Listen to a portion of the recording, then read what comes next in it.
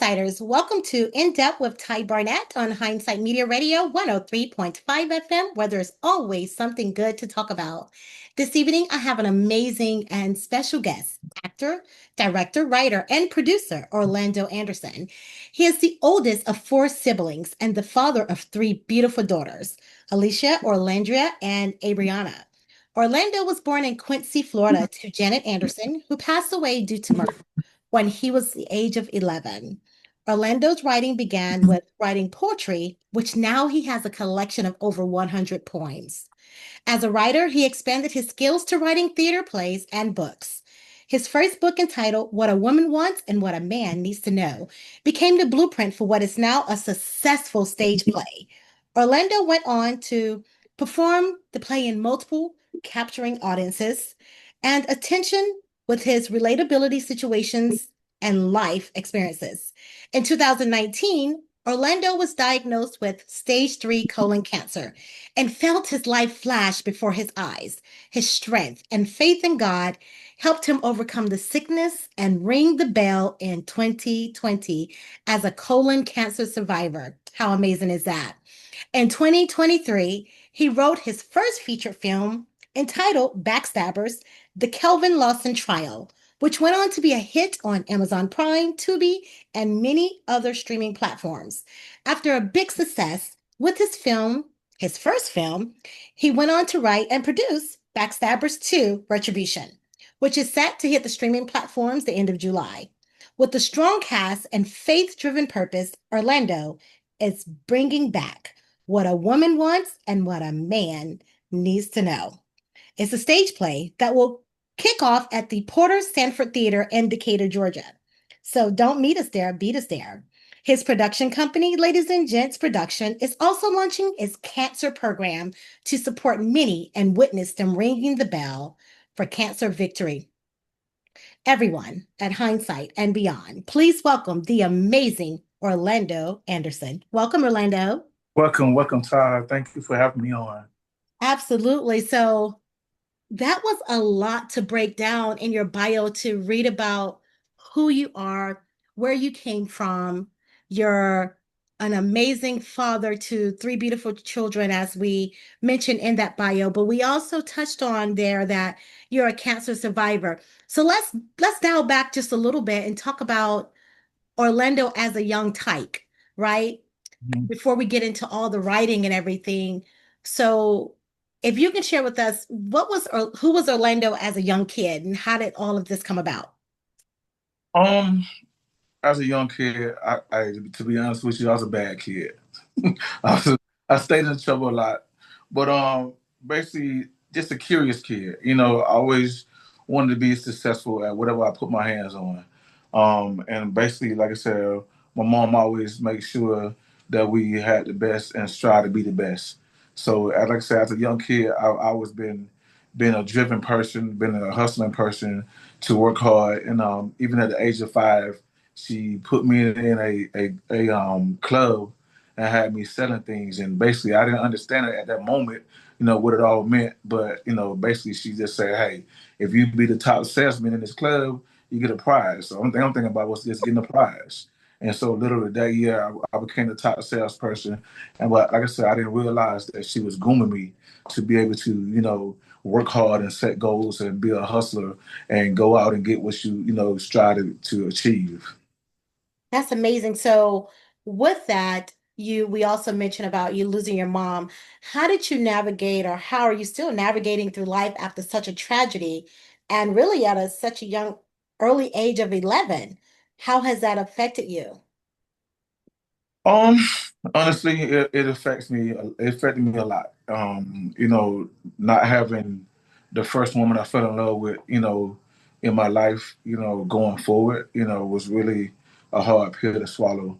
To this day, I still, miss her, and I just everything I put my hands on, everything I try to accomplish, I dedicate to her. Because it's just me showing her that, that little boy that she was raising, he's still, doing the same thing, keeping that same momentum that you taught him to have going forward. So, like I said, it definitely did, a lot to me, growing up without her seeing other kids and friends that have their mom be there for them to when they're trying to achieve different things and not have a mind to be there. So it really took toll. But like I said, at the same time, I feel like God don't make any mistakes. So at that time, I was really, like I said, kind of like a troublesome kid, not really focusing on school, not doing the things that she kept getting on to me about. And I know how important I was, to her.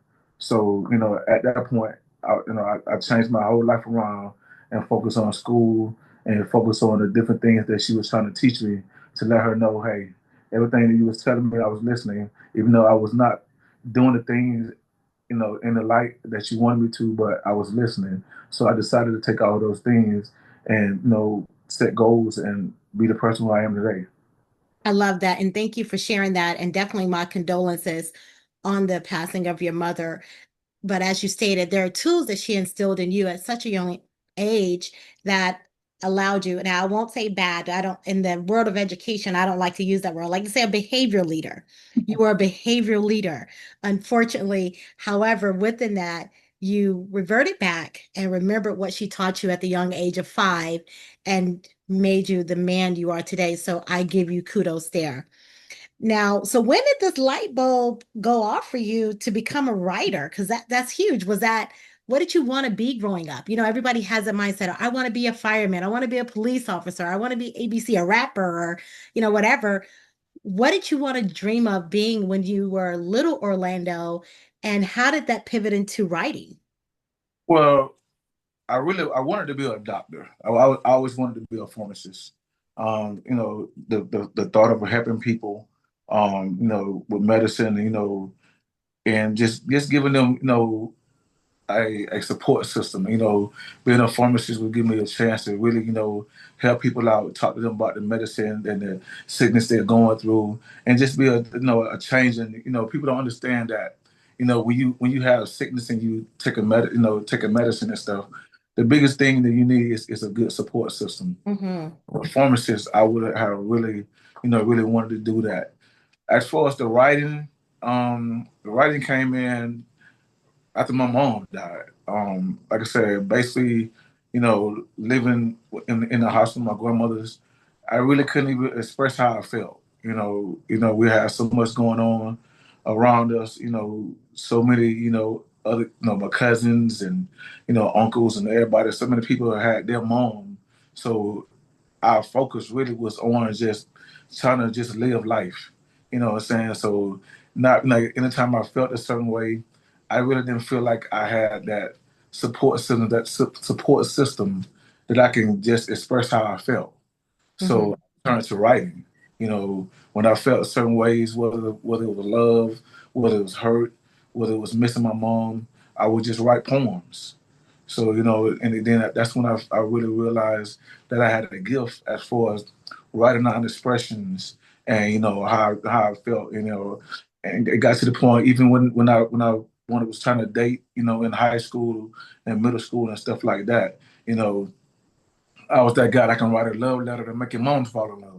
Mm-hmm. So it was just always basically being able to, write down my feelings and express them through writing. So, at that point, that's when I realized that I really had a gift.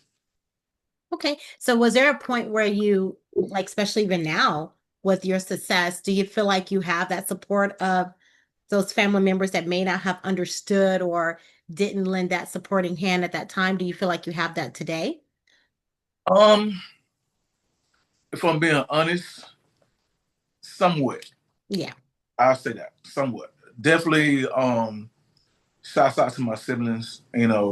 As a leader and the oldest brother, they look up to me, so I try to make sure that I set good example for them. My sister has truly been my rock. We are very close. Everything that I do is try to accomplish. She's always right there, my biggest number one supporter, my number one fan. Um, but yeah, it really would be nice, to really have more family support. Hmm. But like I said, I do have a lot of cousins and, people that's really proud of me in the things that I'm, trying to accomplish and stuff like that. But then, everybody have family members that are really not too happy or want to see you succeed. And so, I think we all have family members like that. So instead of me basically, you know, just dwelling on that. I used to dwell on that. I'm not lie to you. I used to dwell on that. It used to be a distraction. It used to hurt, seeing me that, trying to accomplish big goals and dreams and not really have that family support. So it used to be a distraction. But now I got to the point where, I just focus on the things I can control. I have a lot of fans and a lot of people that, take heed to the things that I do as far as writing and stuff like that. And I have a pretty good fan base, and I just feel like that's my family. Absolutely. Well, I tell you what, you definitely have family here at Hindsight Media, so we appreciate you for your great gifts. Now, how do you get in your headspace? Like, do you have like any rituals or creative triggers that help you shift into your writing mode, like a certain playlist, location, or just anything that sparks your inspiration? Music is my passion. Music helped me write everything. Um, with it, like I said, R&B music, whether it be R&B music, jazz, or just classical music, just pianos and saxophones, stuff like that. Something that can keep my mind focused and just block out inner outside distractions. So definitely music. I'm always writing to music. Okay, good stuff. Now, do you have like who are like your mentors or inspirations within the industry? As far as music, No, as far as like your writing in films, like some of oh your inspirations for that, like in the film industry and the writing industry, directorship and producership. well, I have to be honest. Like I said, I am a big Tyler Perry fan, and I admire his work. He's a great writer. Like I said, some of the stuff he do, is funny, and like literally, sometimes I find myself watching his films and just trying to see if I would have took a different route, with the message that he's putting out and stuff like that. As like I said, as far as writing movies and stuff like that, I had to give shouts out to my mentor Kenya Hendricks.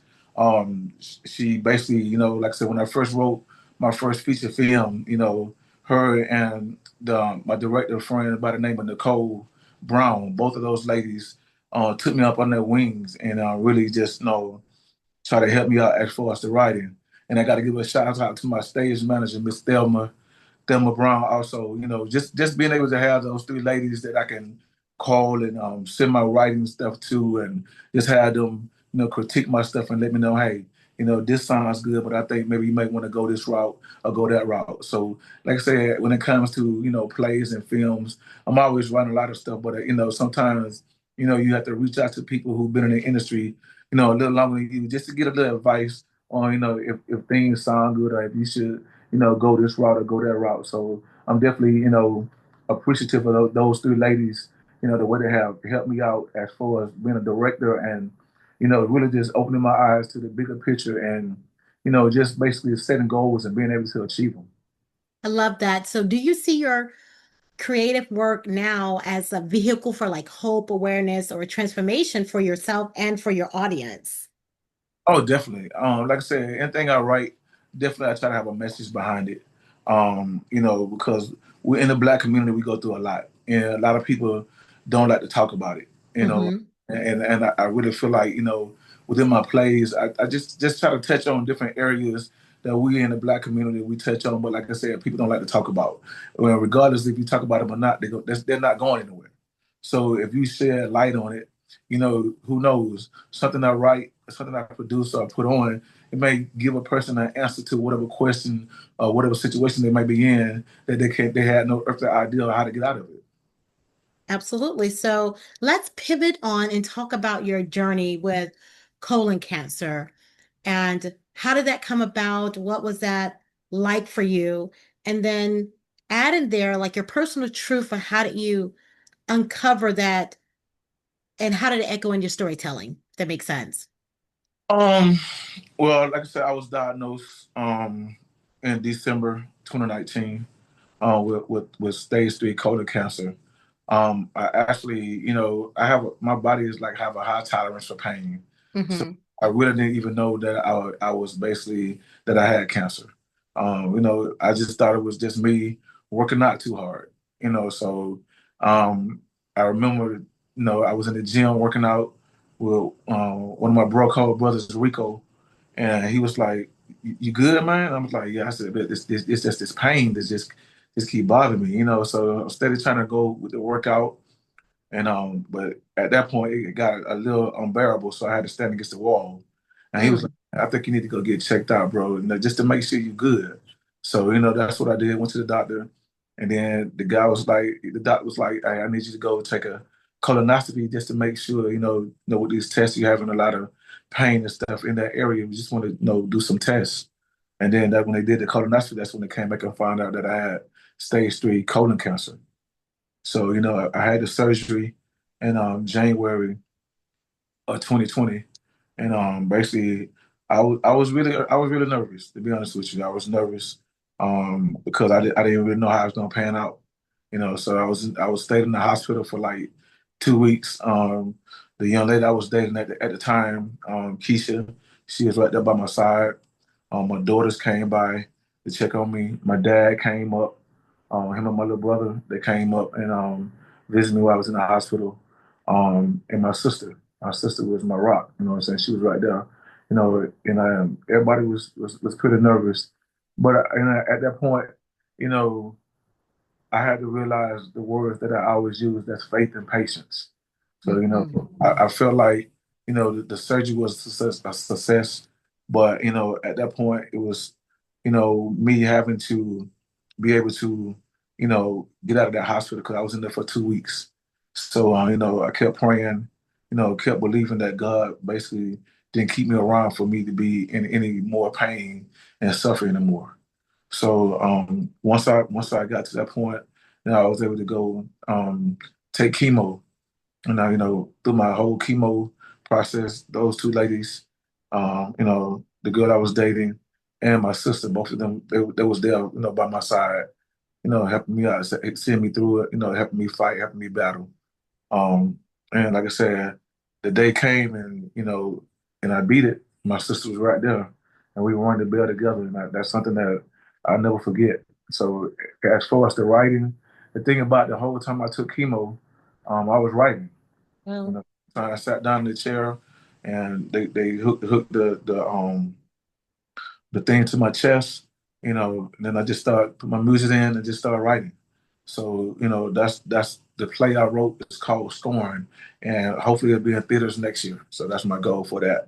But yeah, every time, like I said, going through different things or whatever, I know writing is always my escape. Though I'm always just sitting back, writing out how I feel and stuff like that. So definitely, battling cancer. Um, it played a part in the writing because I was able to really just focus on me healing and getting better. At the same time, writing kept my mind off of things that I couldn't do. So, I'm truly grateful, honestly, for even having cancer because it taught me to be patient. It taught me to appreciate life. mhm, This is my second chance at life, and I'm yeah, not trying to waste it for nobody or nothing.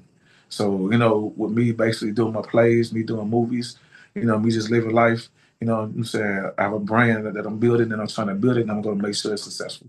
absolutely. And you're not trying, you're actually doing it. So thank you for all of your hard work and thank you for that awesome share. Now, one more time, tell the listeners what is the name of the new play or movie that you say you're writing from your cancer battle. I think you said The Storm, and we hope to see that in film soon here. Yeah, it's called Scorn. Storm, okay. It's called Scorn.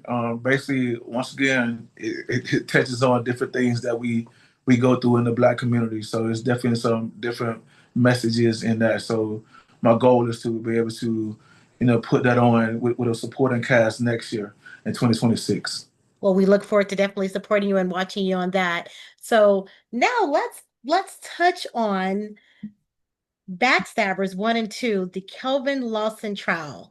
Because I listen, listeners, when you go and take a look at this, first let me ask Orlando, is this based on a true story? Uh, Um, you like the 100th person that asked me that, but No, it's actual fiction. I made it all up. Okay. So listen, guys, I asked him that question crazy enough knowing the answer, right? And here's why. Because when I read the title and the line of the Kelvin Lawson story or trial, here I go Googling and trying to find this trial somewhere because I had never heard of the Kelvin Lawson trial and couldn't find it anywhere. But what kept popping up was the Backstabbers one and or Backstabbers Retribution of the Kelvin Lawson trial, and it kept saying Orlando Anderson. And I was like, well, I can't. This is all I can find. I can't find anything else. Like I'm looking for court. I'm bringing back out my legal background because that's my background, and I'm trying to find like case studies and everything on the Kelvin Lawson trial, and was at a dead end. So kudos to you for giving me a needle in a haystack. It was phenomenal and a great watch. I did briefly watch it, so yeah, you have people. You did a great job. I appreciate it. Thank you so much. Now, do you want to quickly give us a little bit of background on how that came about and that before we pivot to our next big thing? Well, I've always wanted to be a lawyer, and I feel like basically that's part of one of my callings that I probably missed. But yeah, just being in movies, acting, I thought about basically, really I was supposed to be, one of the lawyers because I like doing a lot of debates. I have a podcast called Bro Code. So we basically do a lot of debates. So I like to do a lot of debates. So when I sat down and thought about the movie, I was just trying to come up with a storyline that would make sense. And so literally, you know, I was like, okay, let's take this guy Kelvin, who's a neighborhood, favorite. He stays out of trouble, raised by his grandmother. Um, and basically, just a good guy, and then you got this guy who's head of the drug lord that literally just has it out for him because the woman that he was in love with, she left him to be with somebody that was in less trouble. So now it's like you out to get him for reasons that had nothing to do with him. So now basically he goes in and try to set him up, having his some of his guys go in and murder this young lady and then pinning on him. So now he's basically in jail fighting for his life and just trying to prove himself innocent. And basically, that was that. So part two, um, once you see part one, I'm not gonna tell you the movie. I want you to watch it. But once you see part one, you'll see why I came back with part two because everybody who's seen part one, they was like, I know you're not gonna let him go out like that, you know. And so I was like trying to figure out how I can really, you know, come back without him basically being that guy to just Mhm. turn bad, still being that good guy, but not be that guy that just turned bad. And so that's when part two came to mind, retribution. And then, everybody kept asking me, well, why you call it backstab? Why you call it backstabbers? So what I did in part two, I went all the way back when they was kids, when they used to be boys. Mhm. And then, he basically, when it was kids, he basically they had this girl, both of them had a crush on, and he, confided in him, hey, I really like her. And then he's like, okay, let me show you how you talk to her for you. And literally, instead of him talking to him, hey, my friend likes you, he took it for himself. So, Kevin was like, hey, man, I like her, man. What's going on with that? Right. So literally, it was like as they got older, it was like kind of like a karma type thing. So now in part two, with all the stuff that happened in part one, it's more so retribution, him getting back, revenge on the things that happened in part one. So will there be a part three? Everybody keep asking me that. Because I want to tell you now, me watching one and two, I was like, all right, so this is where you're gonna keep us at? um, I, to be honest with you, I do have a movie in mind that I have the title and everything that I haven't started writing yet. It's kind of a spin-off a little bit of Backstabbers 1 and 2. So I don't know. We'll see. Cause literally everybody keep asking me, is it a part three? Okay, So well, we can take a spinoff. We spinoffs can be great. So listen to me to my we speaking for everyone else. A spinoff is great. I'll take it.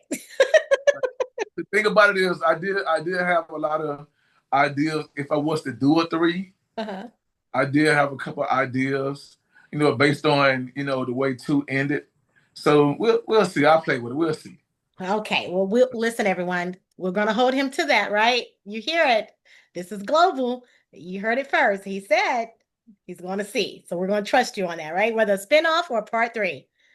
So make sure you guys go check it out. You can find it on multiple streams, as we mentioned in the bio, Amazon, all the other type of streams, and Tubi. I mean, literally, it's really a good watch. So definitely check it out. Backstabbers One and then Backstabbers Retribution. And you are going to want some more of it after too. So make sure you get there and watch that. Now, let's pivot on to what a woman wants and what a man needs to know. What inspired you to create this play?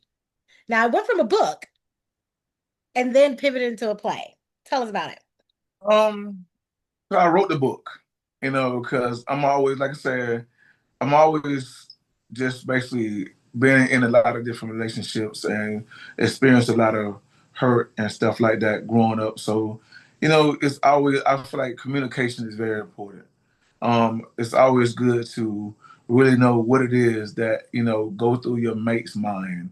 Mhm. Like with different situations, it's good to know, what they're thinking.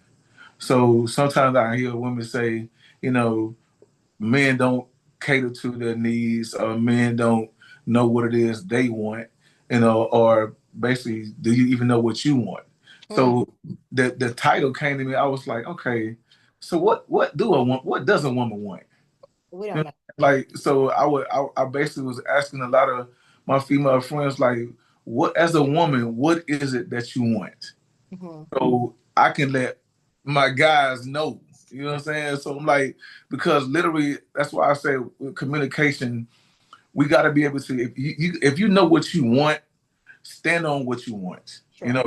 Regardless who the man or who the woman is, stand on what it is that you want, and let them know, hey, this is what I desire. This is what I want, and stand on that. Because and I tell people a lot. Sometimes we're not even good at expressing what it is what we want because we don't even know. Sure. Oh, so you can't expect the person who you were with or claim that you love to know what goes on through your head if you're not able to express it. So that, I felt like that was a very catchy title, what a woman wants, what a man needs to know. So I wrote the book on it. And then basically, I was doing this play. I really forgot the name of it, but it was a pretty good cast that I was a part of. And once the production was over, everybody was like, "What are we gonna do next?" And I'm like, "I have no idea." And they looking at me like, "You should write something." I'm like, "Write what?" They were like, "I think you should write a play." I'm like, "I don't know about that." But I looked at the book. I was like, "Maybe I can write a play off this book." So, I took it to my church, because I'm a part of the drummer ministry at my church. And, I was talking to the lady about, helping me write it or whatever. But, she had a lot of stuff on her plate. So I was like, okay, well, I just get the book back. And then I start looking through it. So I was like, okay, let me see what I can come up with. So before you know it, I had wrote the play, and I never forget it. One of my actresses in my movie, her name was Delithia Fox. Shouts out to Delithia. Shout out, Deletia. She was, she was out one day, and she ran into this guy who does plays also. And she was like, "Hey, I met this guy. He does a lot of plays. I invited her to our next rehearsal so he can see how good the play is." So I'm excited. Bring him on. Let him watch. So he came in, him and one of his counterparts, and they sat down and we put the play on. And he was like, "This is not good." I was like, "What?" He's like, "You all over the place. Mhm. You there's no ending here. This don't make sense. This all over the place." And I'm like, "How you gonna come in my house and tell me that my play is not good?" So I was in my feelings. To be honest with you, I was like really in my feelings. And so, but then I had to think about it. Maybe that was a gift sent from God, because to be in this industry, if you can't take criticism, whether it's good or bad, you're not gonna make it. So I looked at it as somebody coming in, giving me some type of criticism. So that night, I went to work. I took the play and rearranged everything that he told me. But the one thing I did not do, he was like, "Hey, I never seen a play that was a sequel, so you should close it." And I was like, Mm, "Well, I'm not going to close it because it's a sequel." He said, "Well, I'm just telling you, it doesn't make sense, so you should close it." Okay, well, that's your advice, no problem. So I did all the changes to it except that. So the first time we put it on, we did it at a Alpharetta Theater, and the house was packed, and he came with his whole team and sat in the front. And as the play went on and everything, when the play was over, he came to me. He was like, "So I see you didn't do what I told you to do." I said, "Well, I made all the changes that you suggested, and it flowed better and everything made more sense. So what are you talking about?" He was like, "Well, I told you I never seen a play that was a sequel, and you should have closed it." mm. I was like, "Well, I told you it's a sequel," and he was man enough to admit, "Well, you know what? I never seen a play that was a sequel until you just showed me how to do it." Love So that. now, basically, the play that we got now, it actually was two parts to it. It was a part one and a part two, but now I'm merging the whole thing together. So basically, it's just going to be one stage play. Love that. So, how did you approach balancing the perspective of both women and men in the narrative? Um, Basically different. Like I said, growing up, I've seen a lot of different things. A lot of different relationships. Go through a lot of different things, and then as far as the play, like I tell everybody, every situation that's in my play, I've been in it. So basically, I wouldn't say it's my story, but it's a play that everybody's gonna be able to relate to it. So, like I said, growing up seeing different people in relationships do different things, I just took all those scenarios and then basically each situation it has a meaning behind it. You know what I'm saying? So therefore, when you watch it and you see how it pans out, it gets basically say, you know what? I know somebody that went through that, even though it didn't end like that for them, but it could have. So definitely, like I said, growing up, seeing a lot of different situations, even myself, going through a lot of relationships and situations, it just gave me that momentum to, touch on those things because, like I said, in the Black community, there's a lot of stuff we don't even talk about or touch on, and so I try to make sure in this play that it's a lot of different situations that goes on, and I feel like we should shed light on it. Absolutely. So, in that, so you hope that your audience walks away with being able to relate to the story in itself or find out how they are conducting themselves throughout life. Is that what I'm understanding? Right. Yeah. So, what has been the most challenging scene or part of the play to direct and why? Um, definitely shedding a light on domestic violence. Um, Mm, that's always a hard pill for people to swallow. You have so many people, men and women, to be honest with you, that's in abusive relationships that really doesn't have an out. And sometimes some of them don't make it, you know. So me shedding light on it, definitely, let us know as in the Black community that is a ongoing issue, and we definitely need to, try our best to have different hotlines and places and shelters and things like different outlets and different escapes for people that go through that. Because I really feel like, when they go through that, some people, you know, they're so drawn to being used to it, so they just feel like that's just how the person is, and they don't know how to leave, or they don't feel like if they leave, they're gonna be able to survive without that person. So definitely, in the play, you'll see one of the main actors. She's in an abusive relationship, and she deals with that and on a constant basis. She's a God fearing woman. She's trying her best to love her husband, through all the emotional and physical and mental abuse, and it gets hard for her. So, but like I said, the thing about it is, like some women, she never give up on him. You know, she still Mm. try to love him through that. So, like I said, it's definitely a lesson. I would have to say that that one is probably one of the hardest one to try to basically, shed light on because I know so many people that have been through that, and when you're a kid and you watching people go through that, there's really nothing you can do. So I always feel like shedding light on it now as an adult is basically a good way to let people know, hey, this goes on a daily basis. We got to do more in the Black community to try to find escapes for people who are going through that. Absolutely. So, is there anything else that you would like to impart on the listeners this evening, or anything else you would like to share about the play? We definitely know that always the support can be led there, and donations, sponsorships, or vending and things of that sort. What else would you like to impart? Like for those, let's rewind just a few seconds here and say, what if there's someone that wants to get into directing and writing? What advice could you impart on them, and then pivot into what what's next for this play? My advice to someone who want to get into directing and writing is simple. Follow your heart. Don't let nobody tell you you can't do it.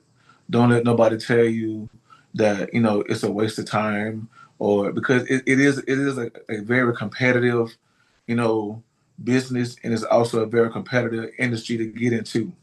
But my advice is always set yourself apart from everybody else. Mhm. Write about things that your heart desire. Can't nobody tell your story better than you can. Mm. So never let anybody discourage you. Like I said, I could have been that person. Once he came in and ripped my play up like that, that could have really put me in a depression state, and I would have been, distracted and just felt like, hey, maybe I'm just not cut out for this. Maybe I'm not good enough. But no, like I said, I took a different route. Like, hey, I'm gonna prove to you. I'm gonna show you I belong here. You've been doing this for a little while, but I'm gonna prove to you I belong here also. So that would be my advice to writers out there and directors out there. No matter how high you have to set the bar, or how far you got to reach up to try to reach that goal. Never give up on it, and make sure you accomplish that. I love that. So tell us the date of this amazing play, the times and the location, and where the audience can purchase their tickets. So the tickets are online at I think it's Leap. What is it? Leap. Ticket Leap, not Yeah, events. yeah, ticket leap. I'm sorry, yeah, it's on ticket Okay. leap. So, I got you, Red. Um, a lot of my if you go to my social media, the flyer is on there. So you scan the QR code, it's gonna take you directly to the ticket site. Like I said, we got two shows. One is at 1 p.m. For our elderly and the people who don't like to drive at night. And then if like myself and most other people who like to plan dates and have date night, the 7 p.m. show is your best bet. Get set up, go to dinner, and come on to the show and enjoy a phenomenal cast and a phenomenal show. I promise you, you won't regret it. Absolutely. So we'll see everybody hind parts in a seat on what, September 20th, right? It's gonna be September, like I said, September 20th. Like I said, 1 p.m. and 7 p.m. at the Port of Sanford Theater in Decatur, Georgia, and it's off of Rainbow Drive. Absolutely. Now tell us, what is next outside of this amazing play? What's next for Orlando Anderson? Um, I have a lot. I have two movies that I written that I haven't even shot yet. One of them is called Dangerous Friend Zone, and the other one is called Hush. I have, like I said, the play that I want to do called Scorn. I also have a play on it's called From Pimp to Profit. Mm. Right now, I'm writing another play on that basically kind of symbolizes my cancer journey called A Father's Strength. It basically tells of a father who deals with his wife who dies from colon cancer, and he's left behind to raise their four sons. So definitely that's my way of shedding light on my cancer journey. So I'm still all that stuff is still in the works and still writing it. So I stay busy as far as a writer. I also have a series that I'm working on that's hopefully can come out next year called Men Like Us. So basically dealing with four brothers who dealing with situations you know that we deal with in the black community. So I'm super excited. And for all you guys who love people that debate, go on YouTube, catch my podcast, Bro Code. Shouts out to my Bro Code brothers, Rico, Coop, AC. Love you guys. Those are my brothers. We have a strong brotherhood. So those guys keep me motivated to keep on doing the things I'm doing. I love that. And thank you for those amazing sharing all your amazing work. And we look forward to seeing all that great work. And we look forward to having Bro Code as a podcast on Hindsight Media. Oh So yeah, we look forward to that. I actually mentioned that to them, and they super excited for the opportunity. Before I get beat up, shouts out to my big brother Tony. I forgot Tony. Tony's the fifth member of Bro Code, even though he's behind the scenes. But yeah, we definitely looking forward to coming on and joining your platform and just shedding lights on, like I said, on the different topics that we discussed from a black man perspective. I love that. And we appreciate you guys for all that you do to the Bro Code. And then, so everybody, remember, let's get your hind parts in these seats on September 20th at the Porter Sanford Theater in Decatur, Georgia, off of Rainbow Drive. You have to be there. The drama, the laughs, the live electricity is all happening. And we are thrilled to be able to be a part, hindsight, to be a part of this. So make sure you buy your tickets today. Make sure you be a sponsor, your vendor, you donate, and 15% of your ticket donations is going towards a worthy cause, the cancer supporting charity. So make sure, if nothing else, that you're supporting not just Orlando and the cast, but know that it's going towards an amazing cause, because we know cancer is definitely quite challenging for so many, and it just takes so much away from individuals mentally and physically, financially, emotionally. So please know that 15% of your ticket sales will go towards that. And as Orlando mentioned, you can get those tickets at www.ticketleap.events. So time is there. Make sure you show up and you show out 1 p.m., 7 p.m. We'll look forward to seeing you there.